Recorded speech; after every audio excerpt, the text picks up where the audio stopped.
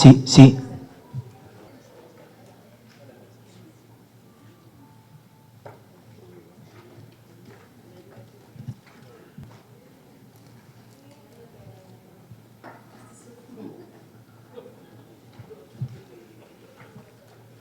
Estimados señores, señoras, tengan ustedes muy buenas noches.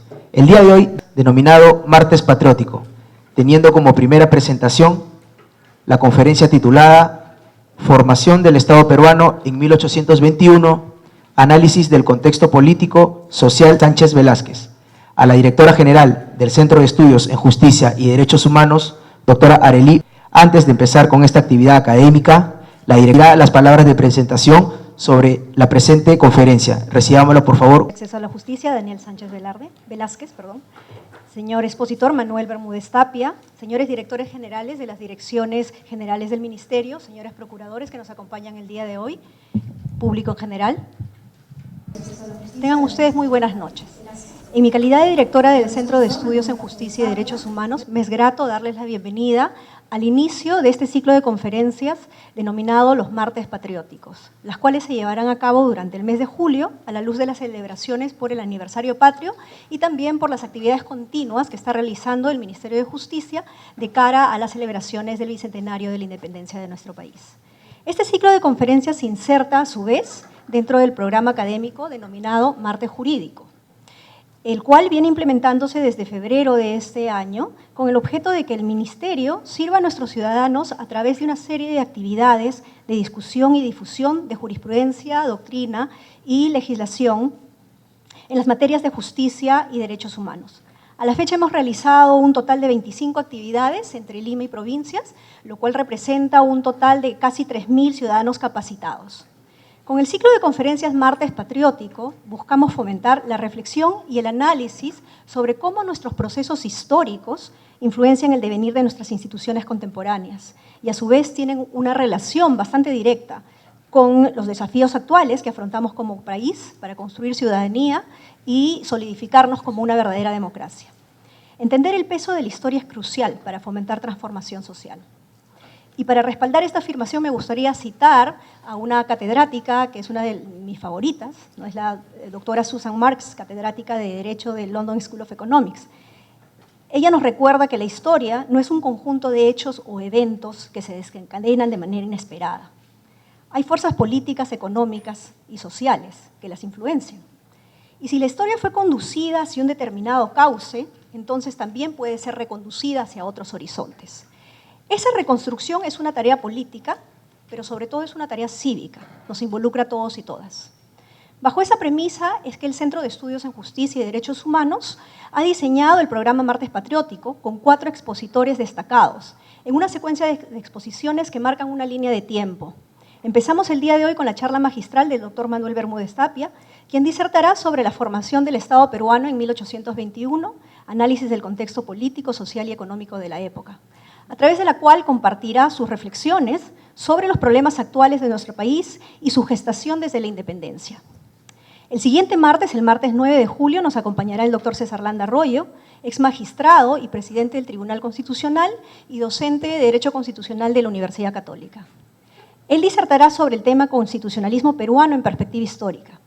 En dicha charla se evaluará la evolución del constitucionalismo y las instituciones que lo componen, incluyendo la cultura de derechos, las relaciones con otros poderes del Estado y el rol del Tribunal Constitucional en la consolidación de una cultura democrática y con sentido de justicia.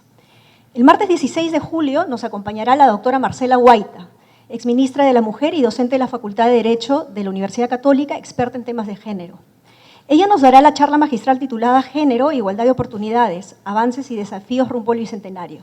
En esa charla se disertará sobre el principio de igualdad de oportunidades, tanto como proceso como resultado, teniendo como eje evaluativo el género y la situación de las mujeres en el actual contexto político, social y cultural de nuestro país. Finalmente cerramos el martes 23 de julio con una ponencia de corte prospectivo, es decir, con mirada hacia futuro, reflexiva. Nos acompañará ese día el doctor Javier Higuíñez, actual secretario ejecutivo del Acuerdo Nacional y profesor eméritus del Departamento de Economía de la Pontificia Universidad Católica.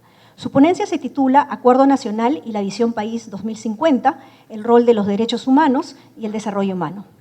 Esta charla hará una revisión crítica de los principales acuerdos políticos que secundan nuestras políticas de Estado y ahondará principalmente en el rol de los derechos humanos y la visión de desarrollo no solo como crecimiento económico, sino sobre todo como desarrollo humano en la construcción de nuestra visión país para el 2050.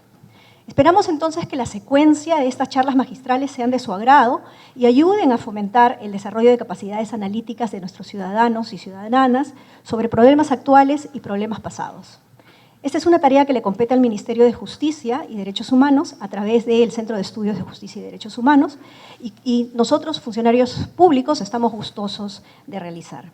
Sin mayores preámbulos, doy paso a nuestro viceministro de Derechos Humanos y Acceso a la Justicia, Daniel Sánchez, para que pueda dar la inauguración de esta serie de charlas magistrales. Más contemporáneos en relación a la situación que vive nuestro país. Conocer, sin lugar a dudas, de nuestra historia nos permite también entender los problemas actuales y poder, a partir de esos ejemplos que en algún momento tuvimos para poder desarrollar un conjunto de acciones, también ahora impulsarlos y emprenderlos de mejor manera. En primer lugar, quisiera también agradecer a Arely porque recientemente se ha incorporado al equipo del Ministerio de Justicia y Derechos Humanos. Sin lugar a dudas, su incorporación al Centro de Estudios de Justicia y Derechos Humanos nos permite relanzar una serie de actividades y acciones estratégicas para el Centro de Estudio y para el Ministerio de Justicia y Derechos Humanos en general. La tarea que va a emprender está justamente relacionada a fortalecer los 3 ejes temáticos que este centro tiene que tener hacia la ciudadanía. Uno, sin lugar a dudas, que es el fortalecimiento de las capacidades de nuestros principales funcionarios, es decir, a nivel interno, como son los procuradores públicos, los defensores públicos y también los conciliadores extrajudiciales que tenemos. Una gran línea de trabajo es el fortalecimiento de las capacidades de nuestros servidores para que brinden una mejor atención a la ciudadanía. Hay una constante actualización que se requiere en temas jurídicos, en temas de contexto también constitucional, en temas de contexto sociopolítico, que es necesario que nuestros funcionarios y funcionarias conozcan para poder realizar una acción mucho más efectiva a la hora de la defensa de los derechos. Pero también requiere un trabajo hacia la ciudadanía, y este trabajo de divulgación del conocimiento jurídico se hace a través de diversas líneas. El martes jurídico, como ha señalado la doctora Arely, es una línea de trabajo que ya la venimos realizando desde hace un buen tiempo y que ahora se ve fortalecida en este mes patriótico con los temas vinculados a la formación de la República y los temas asociados a ese momento histórico en nuestro país. Queremos seguir a lo largo del año trabajando esa línea con ustedes y hacerlo también de manera descentralizada, no solo en Lima, sino también divulgar el conocimiento jurídico en regiones de nuestro país. Y finalmente, una tercera línea que estamos fortaleciendo es el centro de documentación. Queremos que la ciudadanía conozca que tenemos un centro de documentación con información jurídica, con producción inédita y que nos permita justamente a los interesados en el derecho, que no solo son los estudiantes, sino un público mayor, poder acceder a jurisprudencia, a elementos que permitan enriquecer ese conocimiento jurídico. Así que los invitamos también a conocer nuestro centro de documentación. Esperamos pronto inaugurar una biblioteca jurídica bicentenario virtual que recoja la información de la construcción de la República y las principales instituciones que en ese momento se gestaron para enriquecer este centro de documentación de cara a la mayoría de personas. Así que estamos muy contentos con la incorporación de Arely porque sabemos que va a permitir reforzar estos 3 ejes de trabajo y poder tener un centro de formación en justicia y derechos humanos muy potente y que llegue no solo a Lima, sino a todas nuestras regiones de nuestro país. En segundo lugar, la temática escogida en este mes patriótico ha sido sin lugar a dudas muy exacto, ¿no? Empezar con una reflexión sobre el contexto político, económico, social en el que se gestó nuestra República es sin lugar a dudas muy importante, porque nos permite, creo yo, un par de elementos importantes en la reflexión. Uno primero, que sin lugar a dudas todavía hay problemas que son históricos en nuestra sociedad. Lamentablemente, uno de los temas históricos que arrastramos desde la formación de la República está vinculada con la corrupción. Alfonso Quirós, el historiador que hace un tiempo nos dejó, contaba en la historia de la corrupción del Perú que este es un mal endémico que nos ha acompañado desde la colonia y que ha generado terribles hechos en nuestro país. Él calculaba que el 3.3% de nuestro PBI se destinaba o se perdía en temas de corrupción. Eso representa un crecimiento, si lo sumamos a lo largo de nuestra historia, que nos hubiera podido dar otro sitial, digamos, en el desarrollo de nuestro país. Sin embargo, todavía este tipo de elementos se mantienen a lo largo de nuestra historia. Hace 19 años discutíamos, alrededor de los años 2000, que por fin podíamos salir de una cleptocracia en ese momento instaurada en nuestro país y que por fin íbamos a poder tener instituciones sólidas que iban a evitar que las personas pudieran caer en actos de corrupción. 19 años después, o 18, el año pasado, volvíamos a un escenario en el cual todavía la corrupción estaba presente a través de audios terribles que daban cuenta de esta, digamos, maraña de hermanitos y prebendas para poder justamente la administración de justicia, lamentablemente, venderla. Eso creo yo que nos da cuenta de que tenemos un mal endémico, que tenemos necesariamente que de cara al Bicentenario reflexionar de manera clara y buscar de manera muy eficiente y sobre todo muy firme para que esto no continúe de esa misma manera en los próximos años de nuestra historia republicana. Hay que cortar, hay que entender también cómo se gesta esos elementos de corrupción para justamente no volver a caer en los mismos dentro de 10, 15 o 20 años. Tenemos necesariamente que buscar todos los mecanismos institucionales, pero no solo institucionales, sino incluso personales para tratar de evitarlo. Pero también la gesta republicana, si bien nos da estos elementos tristes y negativos en relación a cómo la corrupción todavía es latente en nuestro país, también nos muestra una serie de elementos positivos. Muchos ciudadanos y ciudadanas creyeron en este proyecto en el cual las personas podíamos sentirnos no como objetos de un Estado, sino más bien como sujetos de derecho. Y comenzaron a soñar en un país en el cual sus derechos podían hacerse realidad y ellos contribuir a hacerlos realidad. Y de esos también tenemos todavía, y seguro el doctor Bermúdez nos va a poder contar a partir de su experiencia y su conocimiento, cómo estos ciudadanos y ciudadanas, muchos de ellos funcionarios y funcionarias ahora del Estado, contribuyen de manera decidida a tener un mejor país.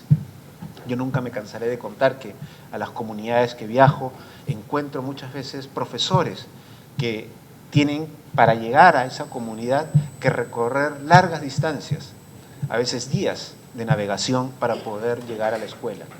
Y ellos mismos, a pesar de todas estas condiciones geográficas, climáticas, el sueldo inadecuado, han decidido realizar una acción por el bien de su país, por el bien de estos niños y adolescentes.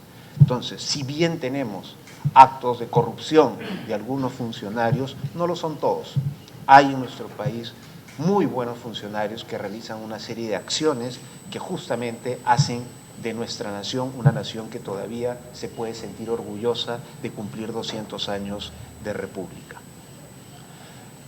Por eso es importante conocer nuestra historia, por eso es importante conocer nuestras instituciones, el contexto político sobre el cual se gestó para poder en perspectiva también entender hacia dónde vamos.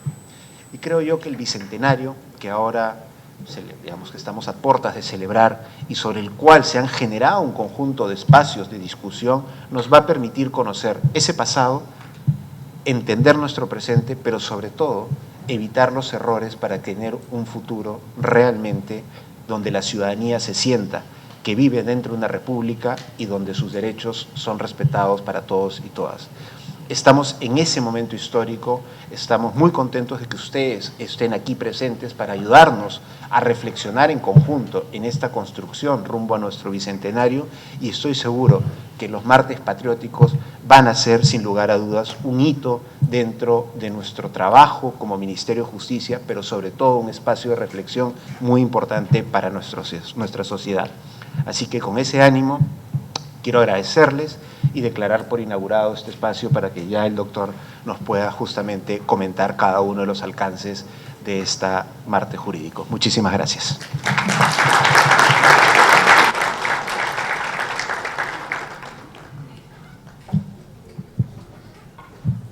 Seguidamente, me permito presentarles una breve reseña profesional del expositor que nos acompañará con la primera conferencia que forma parte del ya mencionado ciclo de conferencias Martes Patriótico. Universidad Católica del Perú, Magíster en Derecho con mención en Derecho Civil y Empresarial por la Universidad Privada Antenor Orrego, estudios de maestría en Derecho Constitucional en la Pontificia Universidad Católica del Perú, licenciatura en Educación por la Pontificia Universidad Católica del Perú, doctorando en Derecho por la Pontificia Universidad Católica de Argentina, se desempeña como docente universitario e investigador por más de 10 años, conferencista nacional e internacional, y cuenta además con diversas publicaciones y artículos en materia constitucional, civil y familia. Muchísimas gracias por la invitación.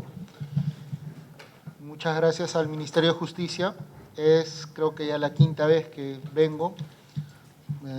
Ya he participado varias veces en estas actividades y particularmente es la primera para analizar un tema histórico, principalmente porque existe muchísima controversia para analizar los problemas que tenemos actualmente. Y en este sentido, nosotros cuando comenzamos a analizar la realidad peruana, comenzamos a detallar una serie de problemas. Ya lo dijo muy bien el viceministro, tenemos un gravísimo problema de corrupción, pero en realidad ese no es el principal problema. En realidad ese no es el principal problema y el problema es mucho más grave, porque cuando nosotros nos comenzamos a comparar en el contexto internacional, Perú, por ejemplo, Bolivia, Perú, Chile, Perú, Argentina, por ejemplo, Perú, Estados Unidos, nosotros tenemos un proyecto institucional de acá al 2050. Estados Unidos lo tiene para 100 años. Estados Unidos ya está planificando capturar satélites, está pensando capturar meteoritos para hacer minería espacial. Y nosotros todavía no tenemos una carretera, por ejemplo, en regiones que conecten Cajamarca con Jaén. Si hay algún cajamarquino se podrá dar cuenta que para ir de Cajamarca a Jaén tiene que ir por Chiclayo. Hasta ahora no podemos superar los problemas que existen entre Puno y Juliaca, a pesar de que solamente hay, ¿qué cosa?, 10 kilómetros en el medio. No podemos superar un problema de transporte urbano Lima-Callao, porque ambas son jurisdicciones totalmente distintas. Callao es a la misma vez una municipalidad, un gobierno regional y además un ente económico sumamente importante. Y por eso es que tenemos los grandes problemas. ¿No recuerdan las épocas de las combis que iban por Javier Prado y que iban Guarochirí, Callao? 3 jurisdicciones. Y adivinen quién no participaba ahí, Lima. Entonces, estos problemas estructurales que nosotros tenemos es porque lamentablemente no conocemos mucho sobre teoría de Estado, no conocemos mucho sobre lo que es derecho de guerras, no conocemos mucho lo que es el concepto y creación, génesis del concepto de pueblo, principalmente porque no existen ciudadanos. Y ese es el principal problema que tenemos en nuestro país. Entonces, cuando nosotros comenzamos a ver corrupción, ese es solo un factor, porque además se suman los grandes contextos de ineficiencia y también, ¿qué cosa?, de disfuncionalidad del propio Estado. Comparemos, por ejemplo, los problemas que tenemos en la actualidad. Si no me creen, veamos hasta hace poco. ¿Se acuerdan del conflicto ejecutivo-legislativo hace poco? Por el tema de la moción de confianza. Era un problema entre que inclusive muchos teóricos, muchos juristas, señalaban que no había sucesión presidencial, que en realidad era un tema de periodo presidencial.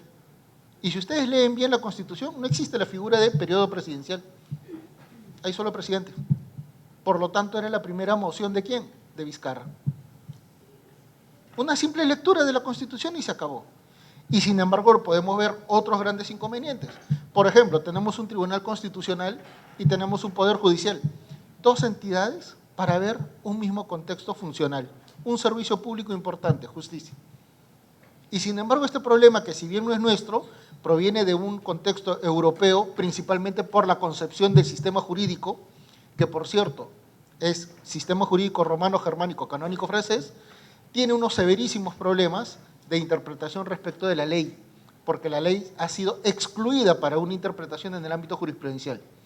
Y ese problema es el que provocó el que Kelsen desarrolle un sistema constitucional totalmente diferente, y no es un tema legal, es un tema sociológico. ¿Y por qué? Porque el juez romano, germánico, canónico francés nunca ha trabajado a favor de la justicia, ha sido vinculado al contexto del manejo del poder político.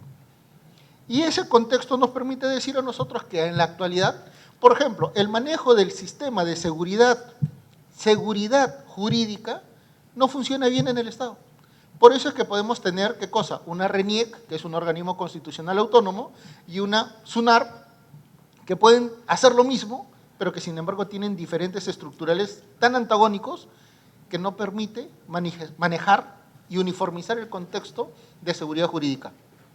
Si no me creen, basta con que vean que cuando muere una persona, un causante en un derecho sucesorio, recién aparecen, ¿qué cosa? Herederos forzosos.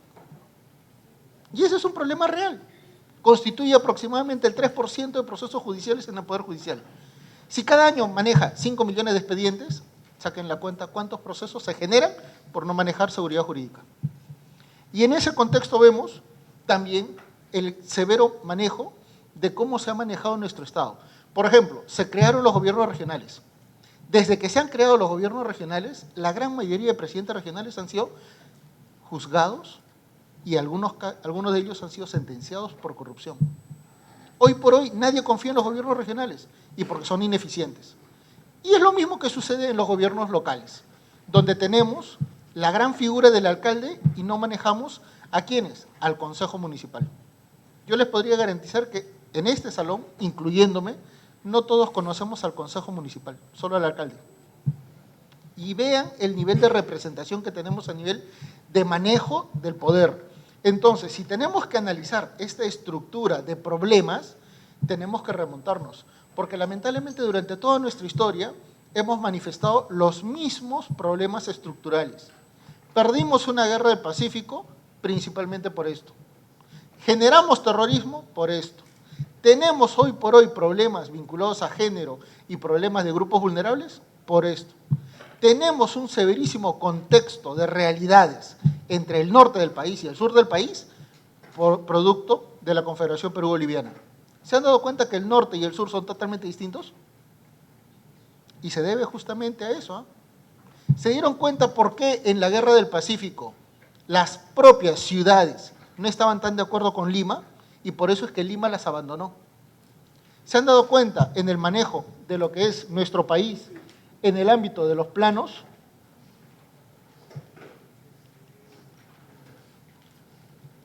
¿Se fue?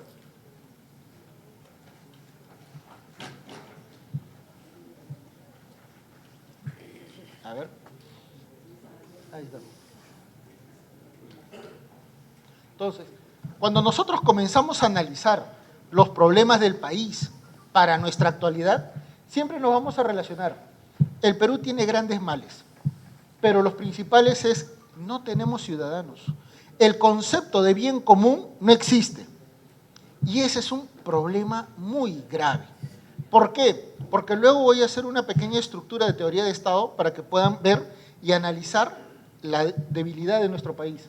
No tenemos sociedad nacional, no tenemos clase media y no tenemos una administración pública organizada y eficiente, principalmente por los propios ciudadanos. ¿Han escuchado la frase, roba pero hace obra? Ya, es justamente por eso.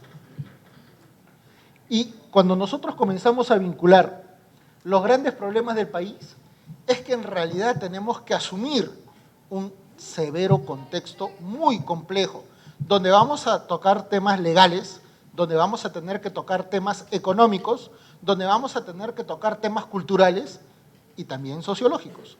Por ejemplo, señores, cuando se toma un taxi, ¿se acepta automáticamente el costo de la ruta fijada por el taxista? Levante la mano el que diga que sí acepta esas condiciones. casi todos nosotros regateamos, ¿sí o no? Y fijamos nuestras condiciones, y si no las acepta, el siguiente taxi, ¿sí o no? Ese concepto del cholo barato proviene de la mitad. Y ese concepto viene de la colonia. Y es un problema grave. Y por eso es que cuando se analizan derechos laborales, se considera el empleador que está asumiendo un costo negativo, sin tomar en cuenta que en realidad empleador y empleado trabajan orgánicamente para producir y generar renta para los dos. Y ese problema no se toma en cuenta. ¿Y saben por qué? Por el origen de nuestro propio sistema occidental. Y por eso es que cuando ustedes analizan, por ejemplo, en el contexto comparado, el sistema jurídico anglosajón, los niveles de eficiencia, los niveles de cálculo temporal a nivel de costos, son totalmente diferentes a los nuestros. Y esto es un tema cultural. ¿Y por qué? Porque lamentablemente nuestro país tiene tantos problemas que hasta hace muy poco, hasta el año 2004, no existía Perú. ¿Correcto? Y uno de los primeros en darse cuenta de que no existía Perú fue Mario Vargas Llosa. Increíblemente no, se dio cuenta que no existía Perú por ser arequipeño, por vivir en Piura, por vivir, ¿qué cosa? En una clase media en Lima. Y al darse cuenta de que existían diferentes situaciones y diferentes realidades, diferentes países, comenzó a estructurar en su tercera obra una célebre referencia que hasta hoy nos persigue. ¿Cuándo? El Perú. ¿Correcto? Esa pregunta zabalita la tenemos prácticamente en nuestro subconsciente. Y tomamos en cuenta que esa perspectiva literaria es una exageración.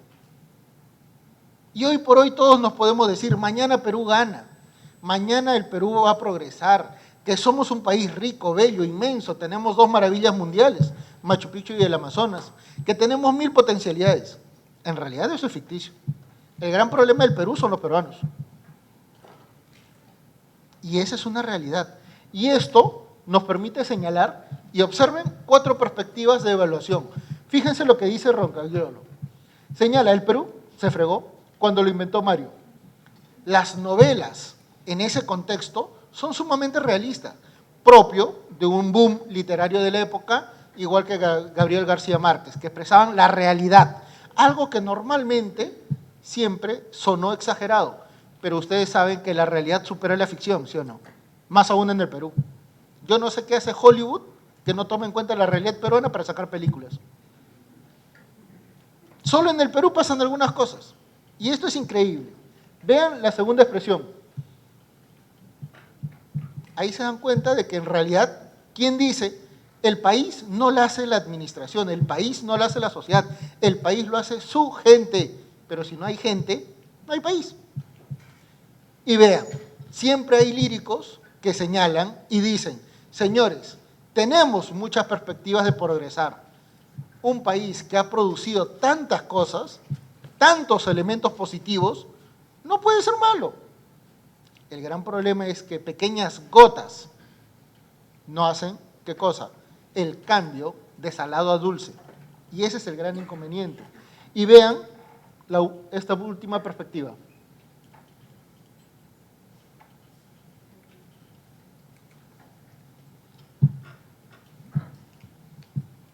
El problema es desde cuándo nacimos.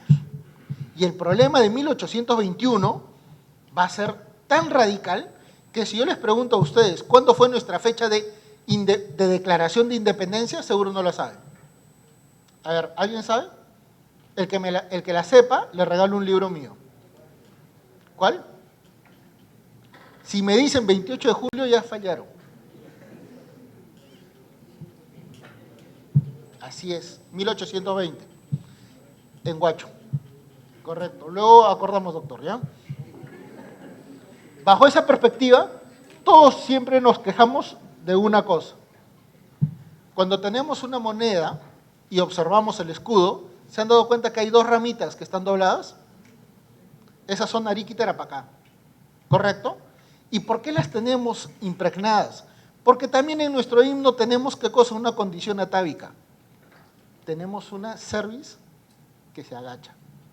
En otras palabras, somos muy humildes y aceptamos, ¿qué cosa? Una condición limitativa, en forma casi permanente. Y vean, señores, ¿y desde cuándo entonces surgen nuestros problemas? Nuestros problemas no surgen con la colonia. Nuestros problemas surgen desde este momento. Surgen porque en el contexto de nuestro planeta, de nuestro continente, hay un gran detalle que no han analizado correctamente muchísimos, principalmente politólogos y sociólogos. ¿Por qué?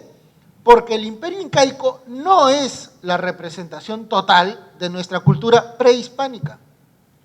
Quien analiza eso comete un severo error. ¿Y por qué? Porque hasta la actualidad existen muchas poblaciones, muchas comunidades andinas amazónicas que preexisten, sobreexisten al imperio incaico. Los aymaras, Puno, los ayanincas, los aguarunas, los aguajún, los chipibo-conibo y casi 117 etnias en nuestro país. ¿Y a qué se debe esto? Que no se ha tomado en cuenta el origen histórico de nuestro país. ¿Y por qué? Porque la época prehispánica se ha asimilado a la época hispánica. Y el gran inconveniente de los incas es que fueron un imperio no consolidado. Y en términos históricos, señores, los grandes imperios no consolidados siempre han generado fracasos históricos. Si no me creen, comparemos en términos históricos. ¿Les parece? Siglo III, imperio de Alejandro Magno. 20 años de imperio y al morir, sencillamente el continente se dividió. ¿Correcto? Por eso es que todos esos países siguen, ¿qué cosa? Inmersos en problemas estructurales hasta la actualidad. Tenemos en el siglo IV a los hunos, los mongoles en el siglo XIV, siglo XII, y el imperio incaico. El imperio incaico prácticamente tuvo un periodo muy limitado para consolidarse. ¿Y esto qué tiene que ver con la historia que nosotros vamos a analizar? Señores, cuando analizamos el contexto del poder, tenemos que analizar un Estado. Y en este contexto, ese Estado se llama imperio incaico. Y el imperio incaico, ¿por qué no fue consolidado? Porque el imperio implica la sumisión de un conjunto de pueblos muy multilingüe, muy multicultural, muy pluridiverso, bajo una sola hegemonía. Y lamentablemente eso no se logró consolidar. Y por eso es que tenemos grandes inconvenientes de poder uniformizar una historia incaica. Duró tan poco y fue tan exitoso que fracasó inmediatamente. A tal nivel de fracaso que, por ejemplo, Atahualpa no es inca. Y Atahualpa es el que representa, ¿qué cosa? Ruimibamba, que es Quito. ¿Y por qué los incas del Cusco se trasladaron hasta Quito? Porque en realidad cuando ya habían ido al sur no encontraron nada. Era un desierto. Y no llegaron a la Patagonia. ¿Por qué se fueron al norte? Porque en el norte estaban los chibchas. ¿Y qué cosa tenían los chibchas? Oro y esmeralda. El imperio incaico era un imperio militar y por lo tanto su visión geopolítica era expandirse al norte. Y ahí los encontró, ¿quién? Pizarro. ¿Dónde? En Cajamarca. ¿Dónde? En la zona de recreo, los baños del Inca. Por eso es que lamentablemente, cuando se analiza nuestra realidad, el principal jefe de gobierno en ese momento trivializó los problemas. Se creyó autosuficiente. Y ese severo problema lo tenemos ya casi en términos, ¿qué cosa? Genéticos. ¿Y por qué? Porque gracias a esta condición de no poder ver en perspectiva, se generó, ¿qué cosa? Un contexto del derecho de guerra. ¿Cuál? En el derecho de guerra se reconocen los pueblos entre sí y hay 3 niveles de condiciones en las cuales se van a interactuar. La primera de ellas, señores, la del comercio. Y es un ámbito bastante relativo por el cual aceptan algunas condiciones para poder vincularse entre sí. La segunda de ellas es la de dominación. Y si esta dominación se hace en forma pacífica, se genera, ¿qué cosa? La anexión. ¿Y por qué es importante detallar esto, señores? Porque por el derecho de guerra, los incas, la nobleza incaica, mantuvieron sus pergaminos, mantuvieron títulos y anexaron nuevos títulos a su propio linaje hasta 1826, en la que Bolívar eliminó las castas. Y ahí comenzamos a tener el problema de ciudadanía. porque desde la colonia ya teníamos dos repúblicas, la República de Criollos, la República de Indios. Y ese problema histórico viene de acá, ¿correcto? Con la anexión. Y el tercer nivel de vinculación entre los pueblos, ¿saben cuál fue? El exterminio. Un concepto que recién, después de la Segunda Guerra Mundial, en 1948, recién tuvo nombre, se llamó genocidio. Todos los pueblos exterminaban al otro pueblo, principalmente cuando no se subordinaban. Y eso era lo que hacían los incas también. Y desde este contexto, vean que del imperio incaico pasamos a hacer, ¿qué cosa? Prácticamente todo el continente sudamericano. Prácticamente todo era vinculado ¿a quién? A Lima. Y en esta realidad, observen, Lima poco a poco fue perdiendo, ¿qué cosa? Territorios, al nivel de llegar, ¿qué cosa? A la última etapa de los Borbones en el reinado de España, que prácticamente por una condición económica vinculada principalmente con Inglaterra y Francia, subdividió el virreinato del Perú. Y con esto nosotros comenzamos a ver nuestra propia historia. Vean el mapa de 1821. La segunda ciudad en firmar nuestra independencia fue Guayaquil. Y Guayaquil fue anexada a la Gran Colombia en 1822, cuando Guayaquil en esa época buscaba su propia autonomía.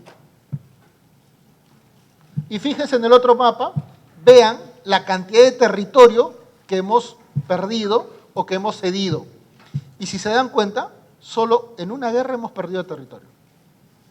El Perú prácticamente ha, ¿qué cosa? Reducido a la mitad su territorio. Y casi todo esto va a cumplir 100 años. Leguía, ¿ya?, es el principal causante de este problema. Para 1932 perdimos Leticia. Y por un error absolutamente tonto. Es más, Perú nunca llegó a enviar tropas. Quienes combatieron fueron los policías y lograron recuperar Leticia. Pero como mataron al presidente, correcto, a consecuencia de un derramamiento de sangre en Trujillo, los mártires de Chan Chan, es que se eliminó esa posibilidad de recuperar un territorio histórico. Pero fíjense, esta realidad ahora sí nos permite decir, ¿esto es importante? No. ¿Por qué? Porque en realidad el gran contexto, y esto lo he trabajado así para poder jalar su motivación, es que en realidad tenemos que trabajar varios elementos. Y estos grandes elementos nos permiten señalar los grandes problemas que tenemos en democracia, los grandes problemas que tenemos en gobernabilidad, los grandes problemas que tenemos a nivel de sustentación de proyectos que beneficien, ¿qué cosa? El interés común. No existe el concepto de interés común. Y si no me creen, basta con que vean cualquier calle y comiencen a ver el nivel de basura que se deja al costadito de un tacho de basura, que ni siquiera está lleno. Y en ese contexto, entonces comencemos a ver que todo este nivel de evaluación, que es muy europeo, en realidad tiene que ajustarse ¿a qué cosa? A nuestra realidad. ¿Y cómo podemos evaluar nuestra realidad? Principalmente comparándonos, porque no puede existir, ¿qué cosa? La autodeterminación. Y en el contexto internacional existen hoy por hoy 5 tipos de países que han evolucionado sobre una perspectiva absolutamente de ciencia política en el contexto internacional. Se llama geopolítica. Lo que en los años 80 era primer mundo, segundo mundo, tercer mundo, en la actualidad se habla de 5 niveles de países. Y estos 5 niveles de países principalmente están vinculados, ¿qué cosa? Al nivel de autodeterminación política, económica y tecnológica. Y los países de primer mundo son sumamente autosuficientes. No necesitan la autorización de ningún otro país, ¿correcto? En el segundo nivel tenemos a los países que tienen un cierto nivel de autosuficiencia, pero que lamentablemente no logran ejecutar sus propias perspectivas de desarrollo porque hay mucho interés de los países de primer mundo que los limitan. En tercer lugar estamos nosotros, países en desarrollo. ¿Y desarrollo en qué contexto? ¿Y desarrollo en qué nivel? Aún no lo tenemos definido, ¿correcto? Y por eso es que en América Latina inclusive tenemos diferentes niveles de países que ni siquiera son tan comparables como nosotros. Tenemos megapaíses como Argentina y como México, tenemos Chile que tiene un nivel económico muy elevado y tenemos a países como Bolivia. Y fíjense, en el cuarto nivel tenemos a países en formación. ¿Cómo se representan estos países? Principalmente por un severo problema, ahora viene el contexto de teoría de Estado. Para poder analizar esto, tenemos que terminar con los países inviables. En América existe un país inviable. ¿Saben cuál es? Haití. Hasta el año 2000, Bolivia era un país inviable. Hasta el año 2000. ¿Y cómo se acredita esto? En el año 2000 en adelante se quiso independizar Santa Cruz de la Sierra. Son dos países totalmente diferentes. Una realidad muy similar a la peruana. ¿Y a qué se debe este gran problema y este gran contexto? Los problemas los podemos identificar a un nivel macro y a un nivel puntual, ¿correcto? Pero señores, para poder entender esto, primero tenemos que analizar el contexto de generación de un Estado. Observen entonces esta figura, por favor, que voy a hacer a nivel simbólico con la propia figura que tengo. Cuando ustedes analizan el contrato social, ¿correcto? Revolución Francesa, pero que en realidad es un modelo, ¿qué cosa? Inglés. Esto es en realidad perspectiva de John Locke, ¿correcto? Y en complemento ¿con quién? Con Jeremías Bentham. Pero señores, si nosotros analizamos esta perspectiva, vean, el individuo, cuando va formando estructuras interrelacionales con otros individuos, ¿qué va formando? Comunidades, ¿correcto? Y esta perspectiva histórica es la que va a generar, en primer lugar, el concepto de Estado. ¿Cuál fue el primer concepto de Estado que surgió en la humanidad? La monarquía, principalmente la monarquía teocrática. Egipto, Mesopotamia, ¿correcto? Pero fíjense, para el modelo romano, estas estructuras, ¿qué cosa eran? Redes familiares. Por eso es que el concepto de pater familias era muy importante y significativo. Para el contexto andino, para el contexto de nuestra realidad, ¿qué cosa era eso? Los ayllus. Ayllus, de donde comienzan a surgir, ¿qué cosa? Las ciudades, cuando el virrey Toledo las uniformizó, ¿correcto? Pero quebró un contexto totalmente histórico. En esa perspectiva, cuando las personas van formando comunidad, ¿qué es lo que van generando? Van generando una costumbre, una tradición, un elemento sumamente importante para establecer, ¿qué cosa? Un contexto legal, un contexto normativo. Cuando ya existe comunidad y esta comunidad va creciendo, va ampliándose en un contexto de generación de nuevas necesidades, es que recién forma, ¿qué cosa? El Estado. Surge el concepto de Leviatán, ¿correcto? A finales de la Edad Media, inicios de la Edad Moderna. Pero en ese contexto, este Estado, ¿qué es lo que va a recibir de parte de la comunidad? Esa costumbre formalizada ya, generándose los principios y las reglas, ¿correcto? Y cuando ya surge el Estado, gracias a este control, a este pacto que existe entre estos elementos, genera ¿qué cosa? Genera la ley. ¿Y por qué genera la ley? Porque se genera el ius imperium, lo del Imperio Romano. Al generarse la ley tiene dos características absolutamente básicas. ¿Cuáles son esos conceptos básicos? Legitimidad y legalidad. El Estado se crea bajo un contexto de legitimidad. ¿Por qué? Porque va a brindar en este contrato social, que era preexistente a su teorización, ¿qué cosa? Servicios públicos, porque para algo sirve una megaestructura, para brindar algo que individualmente y socialmente no se podía acceder. ¿Cuál? Seguridad, principalmente, externa e interna. En ese contexto es que se da el servicio público más importante. ¿Cuál fue? La justicia. Y si no me creen, lean el artículo, por favor, 139 de la Constitución, 138 de la Constitución. La justicia se presta por legitimidad directa del juez por parte del pueblo. Y el Estado no participa.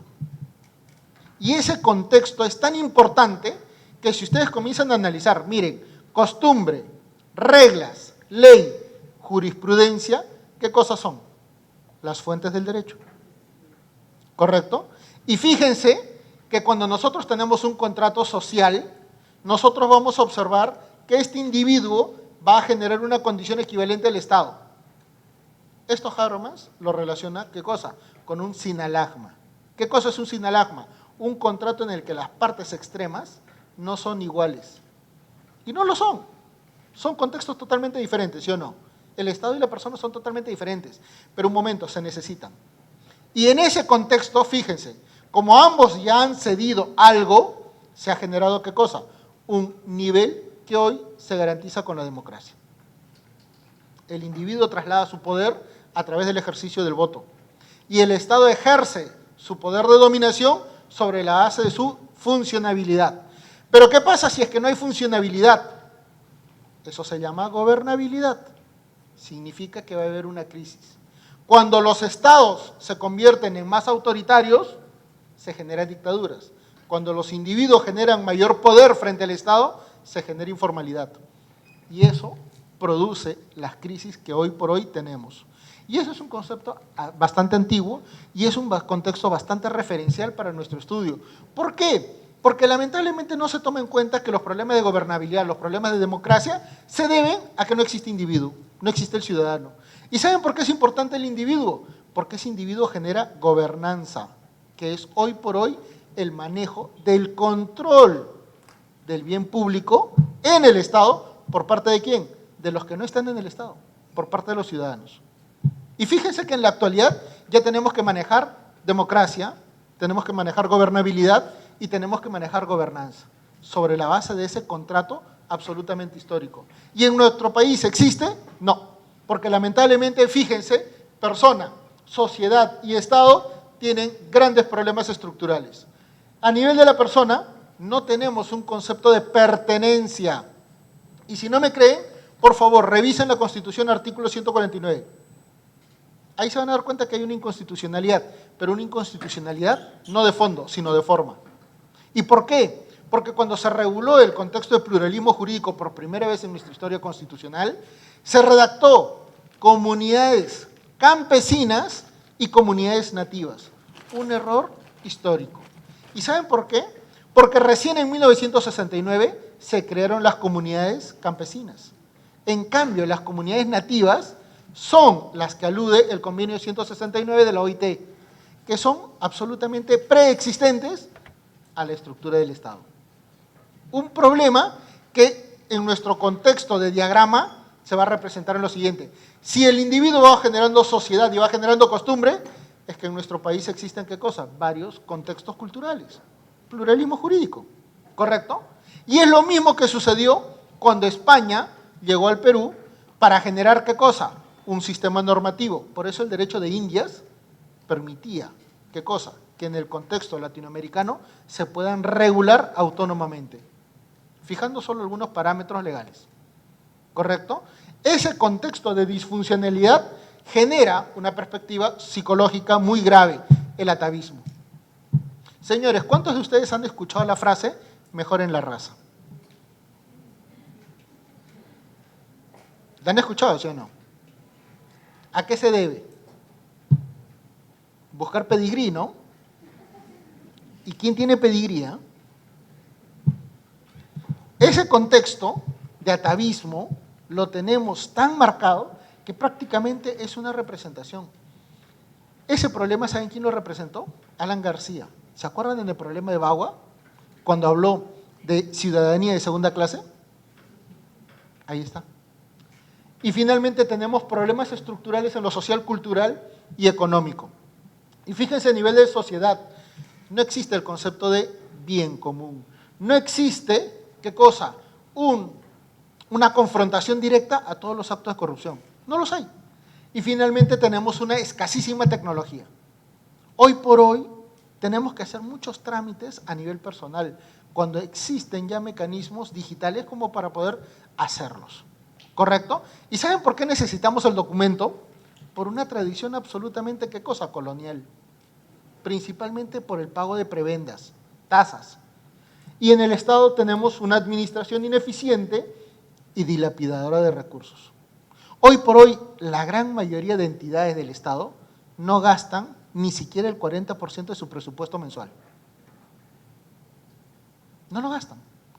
La región de Junín acaba de salir la información de que con la justa se ha gastado el 10% de su presupuesto anual. Y ese gran problema está vinculado principalmente a la falta de legitimidad de representación política de esos gobernantes en esa jurisdicción. Y eso nos permite decir, si los políticos no tienen un nivel de legitimidad frente a su pueblo, es evidente que no van a hacer, ¿qué cosa? Obras. Y por eso es que nuestro país está estructuralmente, ¿qué cosa? Atrasado. a nivel de puertos, a nivel de carreteras, a nivel de infraestructura, nuestro atraso es de 300%. 300%. Vean que en ese contexto, el Estado es el principal agente de informalidad en nuestro país. ¿No me creen? Señores, viene 28 de julio. ¿Qué es lo que hacen las grandes municipalidades en Lima al menos? ¿No hacen ferias? ¿Y por qué hacen ferias? Porque cobran, ¿sí o no?, una tasa. La gran pregunta es, ¿y no cobran una tasa municipal para hacer el comercio en su jurisdicción? En otras palabras, no les cobran a los que tienen locales y sí les cobran para ceder espacio público a comerciantes. ¿Quién genera la informalidad? El Estado. Eso se llama cultura combi y eso generó, ¿qué cosa? En 1991. Cuando el Estado, abrumado por la deuda económica que se había asumido gracias a las crisis de los años 70, reforma agraria, y a la crisis de gobernabilidad en 1980, Fujimori se vio obligado prácticamente, ¿qué cosa?, a liberalizar la mayoría de los servicios públicos del Estado porque no tenía la suficiente capacidad para brindarlos. Y este gran problema nos permite determinar lo siguiente. Los grandes problemas es que tenemos al final una persona totalmente desvinculada con la realidad nacional. No nos interesa. Y si no me creen, vean por favor las elecciones políticas presidenciales de los últimos años. Cada vez el nivel de ausentismo es casi equivalente al nivel del voto emitido. Y dentro del voto emitido, el tercio de esa votación es prácticamente, ¿qué cosa?, o blanco o nulo. En términos reales, 60% de la población electoral no toma en cuenta el contexto de realidad nacional. Fíjense que a nivel de sociedad somos un país absolutamente informal. No nos gusta formalizarnos. Por ejemplo, señores, ¿se acuerdan de la hora cabana? Si el horario de ingreso laboral es a las 8, ¿a qué hora se ingresa? 8:05. Sus 5 minutitos de tolerancia, ¿sí o no? Y cuando se entra al Estado, se ven los funcionarios públicos, normalmente en el ámbito judicial, sumamente, ¿qué cosa?, atareados en actividades, ¿qué cosa?, recién de implementación de sus despachos, ¿o no? Sin tomar en cuenta el desayuno respectivo. ¿Me equivoco? Entonces, esos niveles los tenemos. Y en el Estado, históricamente, ¿qué cosa? Existe una altísima relación con respecto del caudillaje, que hasta hoy lo tenemos. Por eso que existen personajes políticos, pero no existen, ¿qué cosa?, partidos estructurales. Y esto es por una falta de liderazgo. No podemos tener un país con estas características. ¿Y cómo se vincula esto con 1821? Señores, analicemos en perspectiva. Si nosotros tenemos un problema hoy, es porque sencillamente no hemos manejado correctamente los problemas del pasado. Y si hoy no hacemos esa evaluación de forma correcta, vamos a tener severos problemas para el futuro. Hoy por hoy, Loreto está asumiendo una carrera federativa, en el mejor de los casos, y una carrera autonómica. ¿Qué significa? Que quiere independizarse. ¿Y saben por qué? Porque es la única provincia en el Perú, Iquitos, Loreto, que no tiene carretera directa con otras provincias. Por eso le dicen la isla, porque se llega en avión. Y ese gran problema lo tenemos históricamente. Recuerden que hasta hace menos de 40 años, Loreto, como departamento, era Loreto más Ucayali. ¿Y por qué se dividió Ucayali y Loreto? Porque era muy extenso. Porque la selva era, ¿qué cosa?, un conjunto de árboles con poca gente. Por eso es que se le fueron dando concesiones a Bolivia, el Beni, a Brasil, Acre. Hoy por hoy Acre produce la misma cantidad económica a nivel del PBI que todo el Perú junto. Solo esa región que cedimos produce más que todo el Perú.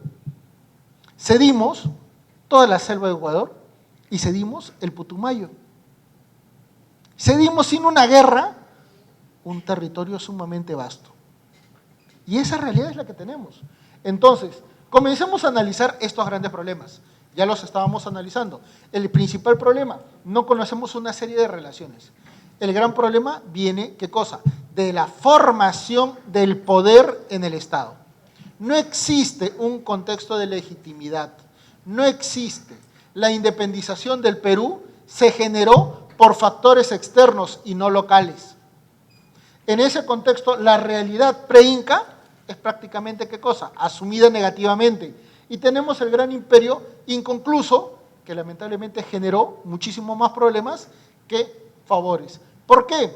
Porque cuando llegaron los españoles se aplicaron un concepto bastante hábil a nivel de relaciones internacionales. El enemigo de mi enemigo es mi amigo.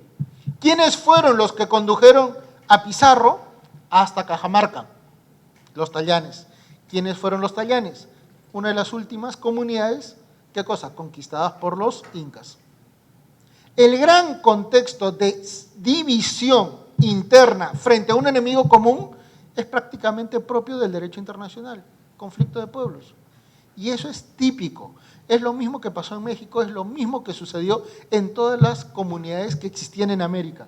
¿Y por qué? Porque lamentablemente es un contexto de manejo de poder. Y en esa perspectiva, vean ustedes, cuando comenzamos a analizar la anexión del imperio del Tahuantinsuyo a España, es por el derecho de guerra. Y ese concepto es tan marcado que generó la total división a nivel poblacional de nuestro país en la actualidad. ¿Correcto? Por eso es que el término indígena, indio, es absolutamente peyorativo. Y es un gran problema porque solo a algunos se les trataba así, a los otros tenían una condición nobiliaria, se les mantenía. Es más, señores, en la Constitución de Cádiz de 1812, Dionisio y Tupac Inca Yupanqui, inca, descendiente, objetivamente hablando de los incas, sustentó, ¿qué cosa? El derecho a la igualdad entre criollos e indios. Y además sustentó, ¿qué cosa? La abolición de la esclavitud, que ya le había formulado Tupac Amaru antes que cualquier otra persona en América, y que además sustentó, ¿qué cosa? La necesidad de uniformizar el poder para satisfacer a la población. Un concepto de igualdad que al final Marx terminó modificándolo bajo sus propias perspectivas históricas. Ese manejo, señores, proviene de acá. Y por eso es que vemos que cuando el contexto latinoamericano es importante, lo es por Lima. Y porque desde Lima se comenzaron a gestar la mayoría de las conquistas en prácticamente toda América Latina, para el norte como para el sur. Por eso es que desde Lima salen campañas, ¿qué cosa? Para la conquista de Potosí, Alto Perú, donde estaba, ¿qué cosa? La plata.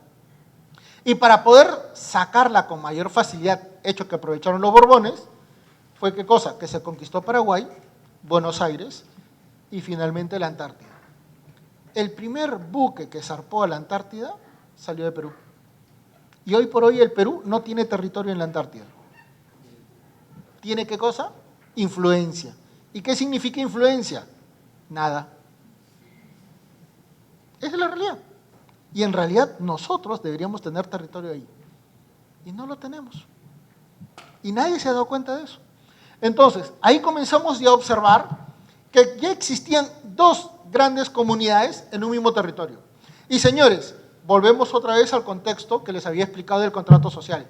Si existe el individuo y el individuo forma comunidad, ¿esa comunidad dónde está? En un territorio. ¿Y ese territorio y esa población dónde están?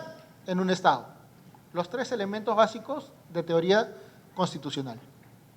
¿Correcto? Población, territorio, estado. Pero fíjense, habían varias comunidades entre sí. Tanto por el derecho indiano, tanto también porque existían comunidades, ¿qué cosa? Que estaban ausentes de la realidad de Lima. Señores, cuando el Perú se formó, no existían siquiera provincias. San Martín las creó. ¿Correcto? Y esas provincias ni siquiera tenían límites determinados. En eso estábamos. Es más, señores, hasta recién nuestra Constitución de 1920, recién tuvo límites determinados. Y estos se confirmaron en 1941, con la guerra con Ecuador. Y adivinen, a pesar de conquistar Guayaquil, porque se hizo la primera operación aerotransportada, no se recuperó Guayaquil. ¿Y saben por qué? Por intervención de la Presidenta de la República, la esposa del Presidente de la República, era ecuatoriana. Y ahí se dan cuenta que los contextos a veces importan. Y en esa realidad, como ya tenemos dos culturas en un propio territorio, viene la primera arbitrariedad, la primera oposición a la arbitrariedad. Y esto se da en, ¿dónde? Señores, con Tomás Katari. Acá comienzan a existir la lucha de poder. ¿Y cuál es la lucha de poder? ¿En favor por el tema de dominio, por el tema de maltrato, por el tema de subordinación? No. En realidad por el contexto económico. Porque peleaba un noble indígena, ¿con quién? Con un comendador. ¿Y por qué? Por el manejo de la mita. ¿Y qué cosa es la mita, señores? La mita es el comercio totalmente irracional y desproporcional entre los españoles y los indígenas. Se te vendía un peine como si se te vendiera, ¿qué cosa? Un fundo, a esos precios. Por eso es que tenemos el manejo del cholo barato. Y ese es el contexto económico que lo hemos heredado. Y por eso es que cuando vienen las reformas borbónicas, se genera el verdadero, ¿qué cosa? Esplendor del grito de libertad en casi toda América Latina. ¿Correcto? De Panamá para abajo. En el norte no. En América Latina entonces no fue tomado en cuenta ni como un contexto geopolítico porque era prácticamente, ¿qué cosa? Un manejo de recursos económicos. España se convertía en un punto de paso para las economías mucho más industrializadas y, ¿qué cosa? Las economías de venta de materia prima. Y eso era lo que era España. Y lamentablemente los Borbones, al entrar a un manejo de un imperio, se ven subordinados ante ¿quiénes? Ante los ingleses, ante los lusos y principalmente ante Francia, que es de donde provienen. Y por eso es que necesitan, ¿qué cosa? Recursos económicos para poder tener un nivel de enfrentamiento directo con ellos. Y para eso necesitan, ¿qué cosa? Dinero. ¿Y de dónde podían obtener dinero si no hacían ninguna producción? América Latina. Por eso es que subdividieron Nueva Granada, Perú y, ¿qué cosa? Río de la Plata. Y en ese contexto, fíjense señores, en ese contexto es donde normalmente se dan las luchas a nivel de búsqueda de derechos. Señores, los derechos no son un contexto ideal. El primer derecho regulado en términos normativos en la humanidad es, ¿qué cosa? La propiedad. ¿Y cuándo surge esto? 1215. Cuando los varones ingleses se enfrentaron a Juan Sin Tierra. ¿Por qué? Porque Juan Sin Tierra quería más dinero para hacer sus campañas, ¿qué cosa? De reconquista de Tierra Santa. ¿Correcto? Y ahí comenzó a surgir el cambio. 1215. Antes no existía ese nivel de regulación de derechos, ni siquiera en el Imperio Romano. ¿Y por qué es importante esto? Porque, señores, cuando se toca un elemento económico en la sociedad, al menos en la sociedad que maneja fuentes económicas, es que se generan las revoluciones. Fíjense los contextos. 1773, ¿qué se generó? La Guerra del Té. ¿El proceso de independencia de quién? De las 13 colonias en Estados Unidos. ¿Y por qué? Les incrementaron los impuestos, igualito que en 1215 a los varones ingleses. ¿Y qué pasó, señores, en 1789? La crisis francesa generó, ¿qué cosa? El incremento de impuestos en contra del pueblo. Se generó la Revolución Francesa. ¿Correcto? Fíjense que el mismo contexto provocó que en 1780 Túpac Amaru vaya contra las reformas borbónicas. ¿Y por qué? Porque él era un indígena noble de segundo nivel. No logró demostrar su nivel de ascendencia con respecto a los incas. Y antes, como era arriero, se movilizaba hasta Buenos Aires para transportar mercaderías. Y pasaba por diferentes ciudades haciendo comercio, ¿correcto? Los indígenas no montaban a caballo, él sí, porque era noble. Pero en esta perspectiva, señores, cuando ya comienza a transitar a Potosí, tiene que pagar tributos, ¿dónde? Virreinato de Río de la Plata. Y al regresar a Cusco tiene que volver a pasar por otra vez una frontera. Y asume un costo económico muy elevado para su propia condición. Y por eso es que él se considera reformista en primer lugar. Manda una carta a su emperador, a su rey, para considerar estas situaciones críticas. Y comienza a señalar que iba a haber bastante perjuicio. ¿A quién? A su clase, no a todos. Cuando él entonces inicia la sublevación, ¿quiénes se opusieron a él? Otros caciques, ¿correcto? Otros curacas. ¿Y por qué se opusieron otros? Porque los otros también tenían títulos nobiliarios, ¿correcto? En ese contexto, ¿ustedes creen que de haber vencido Lima los hubiera apoyado? Así es, república de indios, república de criollos.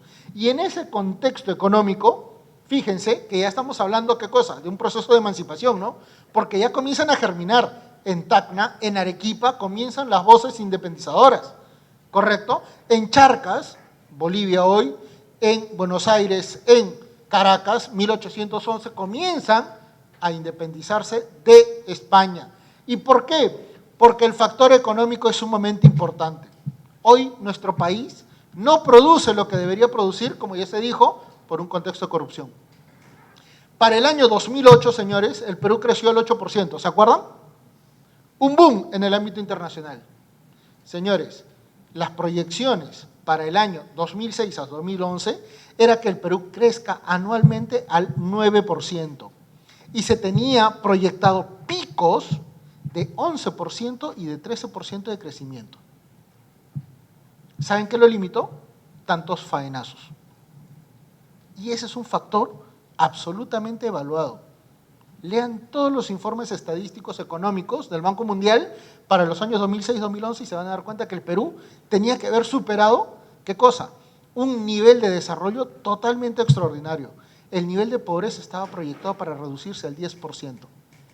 Hoy estamos a punto de pasar del 30% de pobreza a 40%. 11 millones de peruanos van a entrar a la pobreza pronto. Y eso se debe a esto. Vean entonces, señores, el contexto de la evaluación económica a nivel global en el ámbito español y en el Perú. En el Perú, y nos centramos ahí, comenzamos a analizar que solo unos tenían derechos. Dionisio Tupac Inca Yupanqui no planteaba la igualdad completa, planteaba la igualdad entre quienes, nobles indígenas, que solo en el Perú habían, ¿con quiénes? Con los criollos. Pregunta, ¿y los indígenas y los negros? No, ellos no formaban parte del proyecto. Vean entonces que con la revolución de Tupac Amaru, prácticamente los limeños tomaban mucho celo en el contexto indígena. Recuerdan que Lima era mayoritariamente, ¿qué cosa? Rural antes que urbano. Y fíjense que este contexto de las dos repúblicas es tan importante que hasta la actualidad existe. Señores, cuando un peruano incita a otro peruano, ¿lo cholea, sí o no? Ahí está. Y es una referencia sociológica muy importante. Y vean, señores, que en este contexto los problemas estructurales que tenemos son estos. En el ámbito social, al suprimirse las castas en 1826 por Simón Bolívar, ¿qué generó? La exclusión de los derechos económicos que esta clase tenía y los hizo pobres. ¿Correcto? Por eso es que la gran reverberancia que hizo Velasco para 1969 fue ¿qué cosa? La tierra es para quienes la trabajan, ¿no? Pero hay un gran problema, pues. Ese contexto de feudalismo proviene de esta época. Y es un contexto de feudalismo que inclusive lo tuvimos en la Guerra del Pacífico. Señores, cuando los soldados peruanos luchaban, generaban a favor del general Perú. Era milicia, no era ejército. ¿Correcto? Y ese es un problema muy importante. Por eso es que prácticamente perdimos, ¿qué cosa? Una guerra en la que ni siquiera nosotros comenzamos a intervenir. Vean entonces que la exclusión del indígena es sumamente importante. ¿Y por qué? Porque hoy por hoy el 30% tiene una vinculación estrecha con estas comunidades. Somos 33 millones de peruanos y el 30% de la población tiene una vinculación. Es un factor absolutamente histórico. Tenemos un contexto económico, la mitad. Hoy por hoy se sigue manejando negligentemente, ¿qué cosa? El contexto económico. El manejo productivo de la economía no es valorado correctamente. En nuestro país todavía se persiste en la intención de tener, ¿qué cosa? Un sueldo en función de un trabajo y no se establecen mecanismos de productividad autonómico. Hoy por hoy los países europeos lo que buscan es ¿qué cosa? Que sus ciudadanos produzcan individualmente y no trabajen en el Estado. ¿Correcto? Vean en Estados Unidos. ¿Acaso la gente trabaja en el Estado? La gente produce independientemente. ¿Y por qué? Produce inventos. El manejo económico es vital para el desarrollo de una economía. Entonces, Vean en la parte política, señores. Tenemos tres grandes elementos de evaluación. En primer lugar, dos repúblicas. Dos contextos totalmente diferentes. Un contexto que se basaba en su propia realidad económica, principalmente un comercio a microescala y trueque, y otro comercio, ¿qué cosa? De subsistencia, de manejo, de exportación de materia prima, no productivo. Y tenemos, ¿qué cosa? Una realidad totalmente antagónica. Lima versus las demás ciudades. Ni siquiera Trujillo en la época colonial era próxima a Lima. Es más, ni siquiera Chiclayo era próxima ni a Trujillo ni a Piura. ¿Y por qué? Porque en realidad eran manejos totalmente disfuncionales.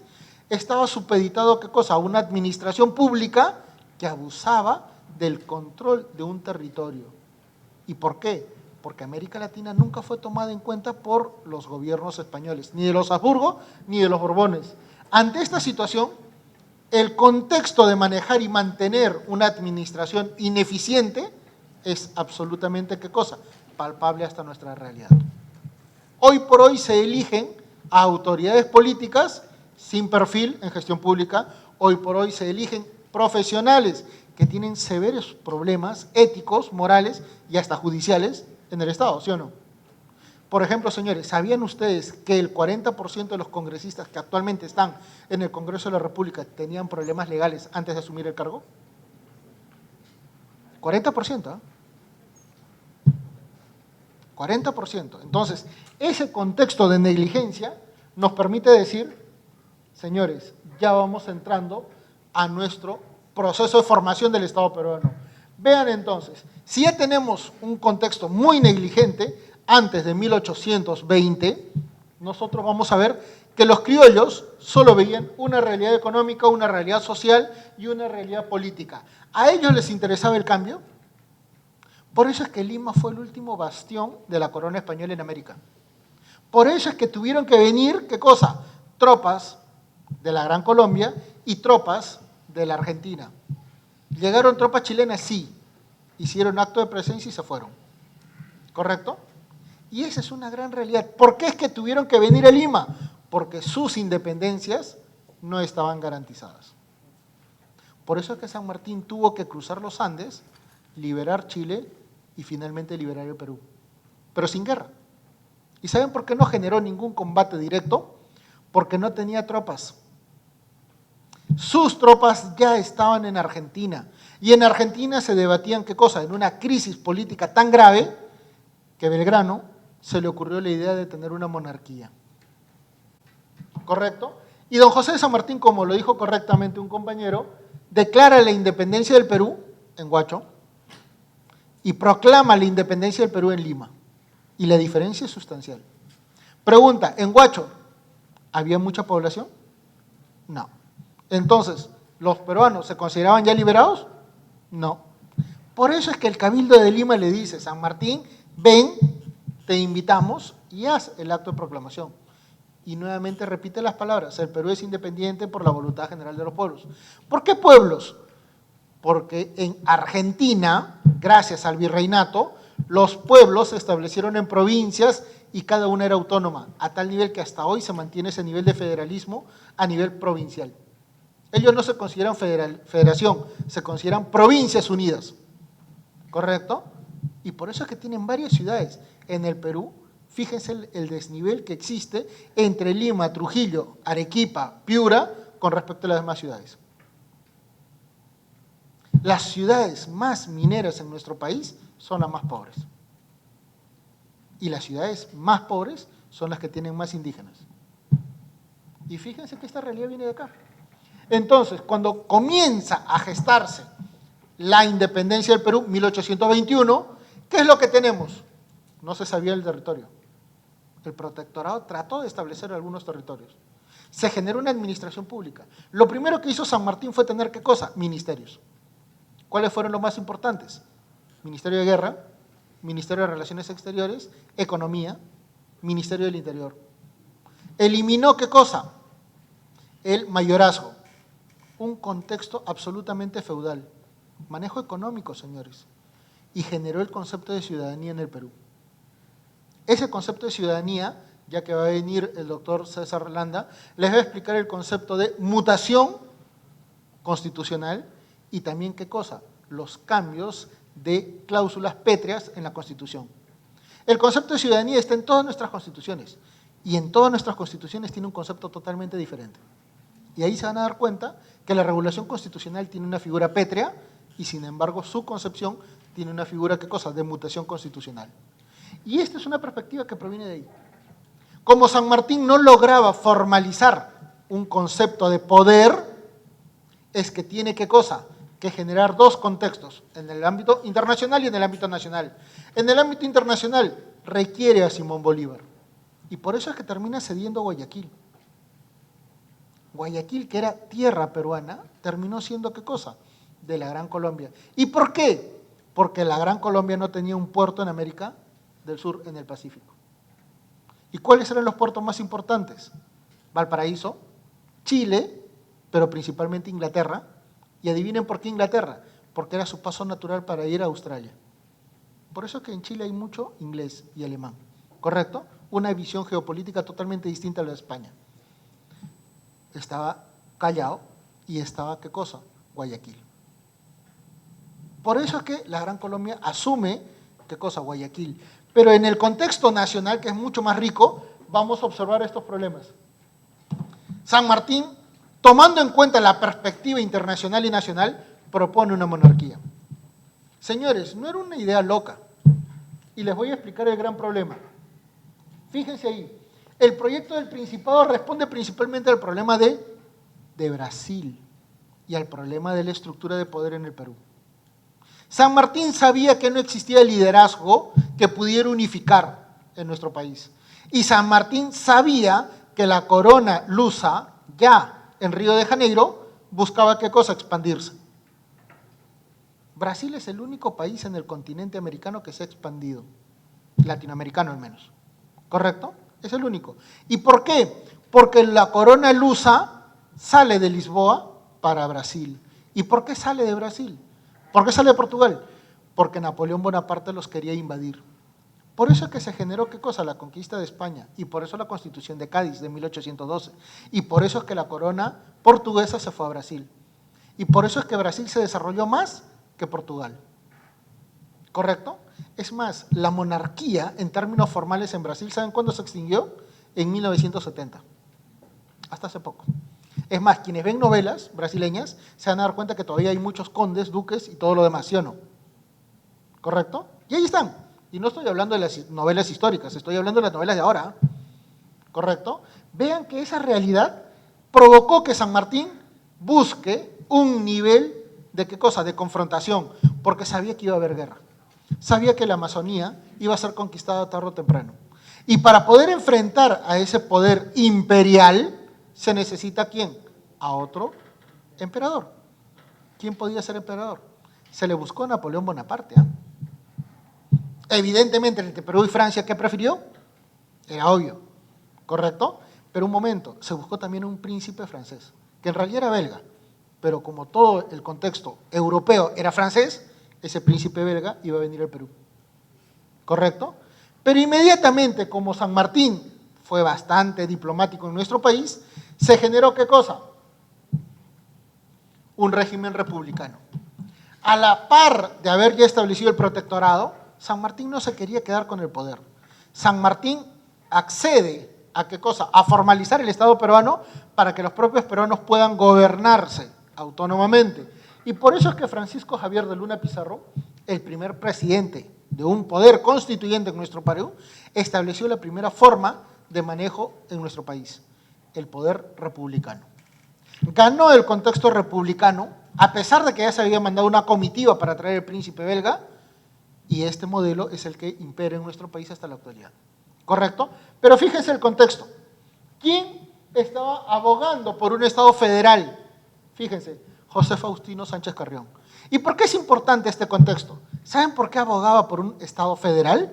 Porque sabía que si había un gobierno republicano unitario, solo Lima se iba a desarrollar. Las demás provincias iban a ser olvidadas. Por eso es que a nadie le afectó perder Guayaquil.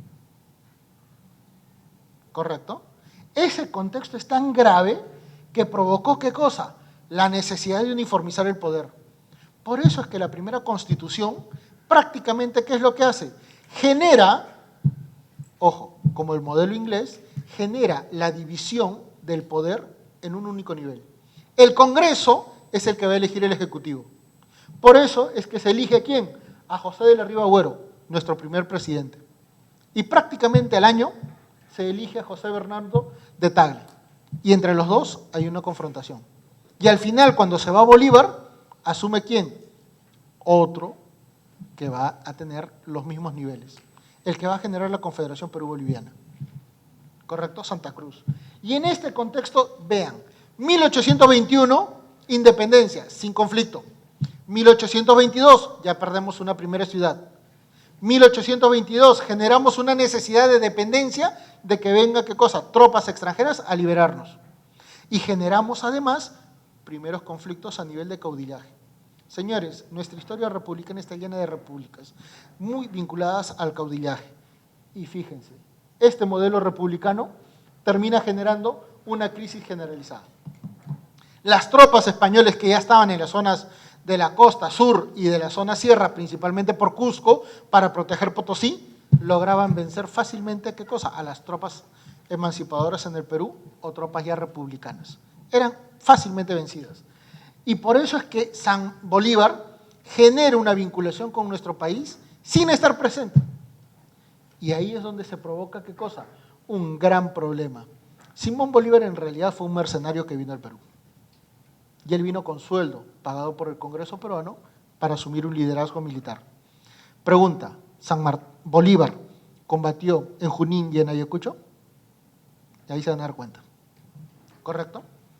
Y van a dar cuenta que cuando se promulga nuestra primera Constitución, al mes, señores, se deja sin efecto, se suspende. ¿Y por qué se suspendió? Para darle plenos poderes de tiranía a Simón Bolívar.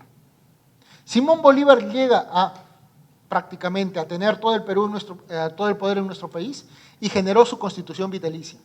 Pero en Bogotá, que era donde él quería mantener este poder confederado entre Venezuela, Colombia, Ecuador, Perú, Bolivia, que era en ese momento una perspectiva histórica, comunidad andina, ¿correcto?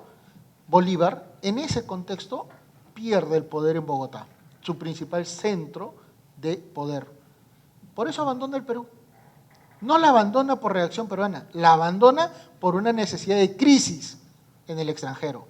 Bolívar sale del Perú y automáticamente se deroga su Constitución y se vuelve a restablecer la Constitución de 1823. ¿Y para qué se restableció la Constitución de 1823? Para garantizar la vigencia de la tercera Constitución de nuestro país, 1828. En otras palabras, nuestra primera y segunda Constitución tuvieron, ¿qué cosa? Una efímera vigencia. Y vean, los grandes problemas que generó Bolívar en nuestro país no son únicos. ¿Alguno de ustedes recuerda cómo está la figura representativa de Bolívar al frente del Congreso de la República? ¿Ubican? ¿Saben por qué Bolívar está de espaldas al Congreso? Porque Bolívar le da la espalda al pueblo.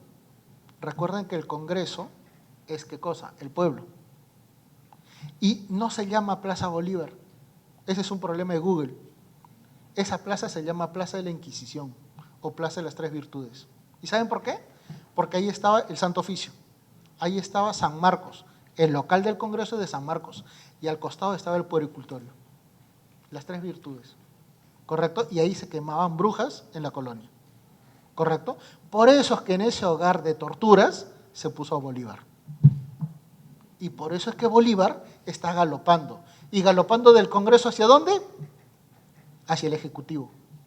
Porque él nunca quiso al pueblo. ¿Correcto? Ese es el simbolismo. Vean entonces, señores, ustedes a San Martín. ¿Cómo está San Martín? San Martín está calmo, ¿sí o no? Y fíjense el pedestal de su monumento. Es el doble de Bolívar, ¿sí o no? Ahí se van a dar cuenta. En toda América Latina, las imágenes de Bolívar son mucho más grandes que la de San Martín. En el Perú es al revés. ¿Correcto? Y ahí se van a dar cuenta que el contexto de nuestro país no fue generado por ¿quién? Por peruanos. Fue generado por extranjeros. Vean la batalla de Ayacucho, señores. Quienes han visitado la Pampa de Quinua se van a dar cuenta cuando comiencen a leer la cantidad de tropas que combatieron, 6.000 latinos contra 9.000 españoles. ¿Qué cosa? Que solamente habían 4 bloques peruanos. El resto eran bloques granadinos, argentinos, chilenos. No combatimos los peruanos nuestra propia independencia. Y es más, ¿saben ustedes cuándo realmente fue nuestra independencia? Con el combate del 2 de mayo, con José Gálvez. ¿Y por qué? Porque España no reconocía esto, no reconoció el contexto de la batalla de Ayacucho ni la sumisión de la Serna. ¿Y por qué? Porque el Perú no había pagado. ¿Qué cosa? El tributo que correspondía por la victoria y por la independencia. Y en ese contexto, cuando España quiso reconquistar territorios en Sudamérica, se fue a Valparaíso. Pero en Valparaíso, ¿qué había? Nada. Así que la cañoneó. ¿El siguiente paso cuál era? Callao. Y si tomaban el Callao, al costado estaba Lima, tomaban el poder. Y esa fue la primera victoria de un ejército peruano. Ya teníamos ejército. Entonces, vean que el contexto peruano es tan grave que, por ejemplo, nuestro primer código civil y nuestras primeras leyes fueron a partir justamente de esa guerra. La guerra latinoamericana con España. ¿Por qué? Porque pelearon, en términos históricos, Colombia, Ecuador, Perú y Chile, pero el único que derramó sangre fue Perú. Vean entonces que el contexto histórico nos marca. Y nosotros hemos pasado de 1821 hasta 1860 con leyes indianas. Y ese es un factor que pocos lo conocen. Pero lamentablemente el gran problema que generó nuestra realidad es que ya tenemos, ¿qué cosa? Un problema histórico. Y el gran problema histórico no es todo lo que hemos detallado, es que hasta la fecha no tenemos ciudadanía. Y el gran problema de no tener ciudadanía es que si no tenemos lo básico para generar Estado, no podríamos tener ni comunidad ni tampoco Estado. Y si no podemos tener esta relación, ¿es posible tener democracia? ¿Es posible tener gobernabilidad? ¿Es posible ejercer gobernanza y fiscalizar a nuestras autoridades? No. Entonces, en un contexto occidental, el manejo de la persona es importantísimo. Y una persona en términos de manejo de poder del Estado no interesa el tipo de gobierno, porque puede ser una monarquía constitucional, puede ser una república, puede ser un imperio, puede ser lo que sea. El elemento básico es absolutamente la persona. ¿Y qué es lo que dice el primer artículo de nuestra Constitución? El fin supremo del Estado y de la sociedad, ¿quién es? La persona. Y el gran problema es, ¿esta persona está totalmente garantizada en nuestro país? Los niveles de feminicidio, ¿cómo van? Los niveles de exclusión social, ¿cómo van? Los niveles de transporte urbano, ¿cómo van?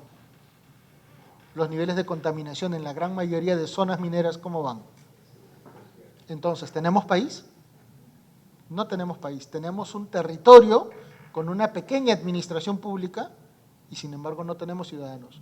Porque de los 12 millones de votantes en el Perú, solamente 4 votan inteligentemente. El resto vota mal. Por eso es que se vota por un tupper. Y ese factor es lo que nos limita. El contexto de no tener una vinculación con nuestro territorio. No tenemos pertenencia. Si ustedes se van a cualquier parte del país, pregúntenle si Machu Picchu los representa. No lo representan. Porque cada localidad tiene sus propios valores. Y no porque lo rechacen, ¿eh? Sino porque sencillamente no lo consideran propio, porque no lo conocen. Desde el año 2004 es que existe recién el concepto de país, gracias a la gastronomía y gracias a un problema social estructurado en la música. La primera canción que unió a todo el país, antes que el himno, se llamó El Embrujo.